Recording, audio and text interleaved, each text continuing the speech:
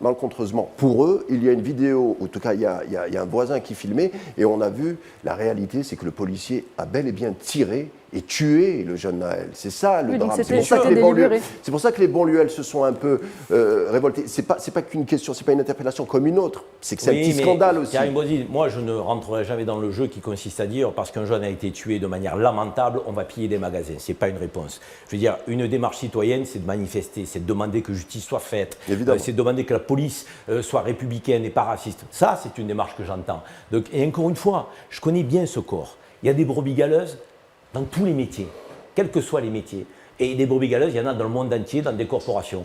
Mais il ne faut pas essentialiser la corporation policière, qui fait un métier extrêmement difficile, partout dans le monde et en France en particulier, puisque je connais leur métier. Donc, n'essentialisons pas, luttons contre les comportements racistes et déviants et condamnons les bavures policières lorsqu'elles existent. Nous aurions pu parler du jeune Mehdi à Marseille, dont le crâne a été quasiment défoncé pendant une manifestation, les émeutes, alors qu'il n'était pas dans les émeutes.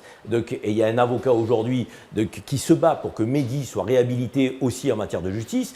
La justice tombera face à ces policiers qui n'ont pas fait leur travail en respectant les codes de déontologie. Donc des bavures, il y en a, mais il y a 3 millions d'interventions par an de la police nationale, il n'y a pas 3 millions de bavures. Donc généralisons pas, parce que moi je déteste quand on généralise sur les musulmans, sur les jeunes des banlieues, sur les Français issus d'immigration, donc je ne généraliserai pas sur une corporation. Mais il y a des actes, il faut les condamner, il faut améliorer la formation et surtout faire en sorte que la déontologie soit respectée. Karim, tu ne sembles pas d'accord avec Karim Zerebi? Non, il a raison pour une chose, c'est qu'il ne faut pas essentialiser, ça c'est certain. Il ne faut jamais essentialiser, de toute façon c'est toujours à l'excès, quand on essentialise, on perd vraiment le sens et la nuance des choses, sauf que c'est une affaire qui arrive, il y a beaucoup d'affaires comme ça, il y a le jeune Mehdi bien sûr, et on se rappelle aussi des 2 jeunes qui se sont fait électrocuter dans une centrale. Oui, exactement, donc ça aussi ça avait fait...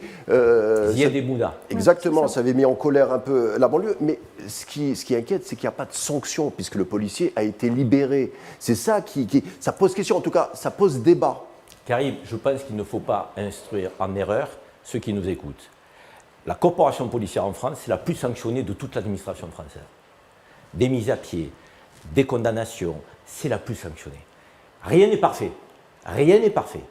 Mais on ne peut pas dire qu'il n'y a pas de sanctions. Moi, je m'insurgerai toujours contre les injustices, toute forme d'injustice. C'est sur l'échelle de la sanction. Bien sûr qu'il y a des sanctions sur l'échelle de la sanction, c'est-à-dire un policier qui tue un jeune qui est libéré au bout de 3 ans. C'est pas tous les jours non plus. Hein. Attendez, oui, mais on parle de cette affaire en l'occurrence. On parle justement de cette affaire. On va voir.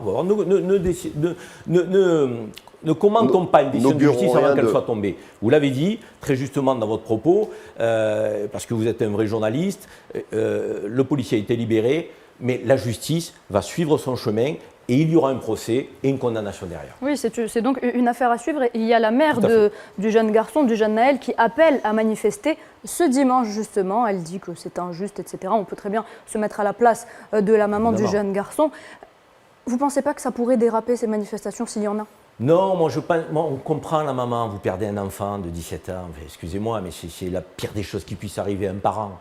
Je veux dire, donc après, elle va appeler à la manifestation, elle a peut-être besoin pour faire son deuil, de sentir qu'elle est soutenue, qu'il y a du monde autour d'elle. Voilà, moi je dis qu'il ne faut pas que ça dérape.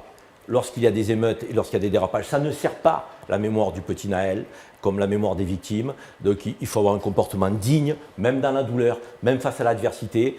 Et moi je dis que je compatis la douleur de cette maman comme tout un chacun doit le faire.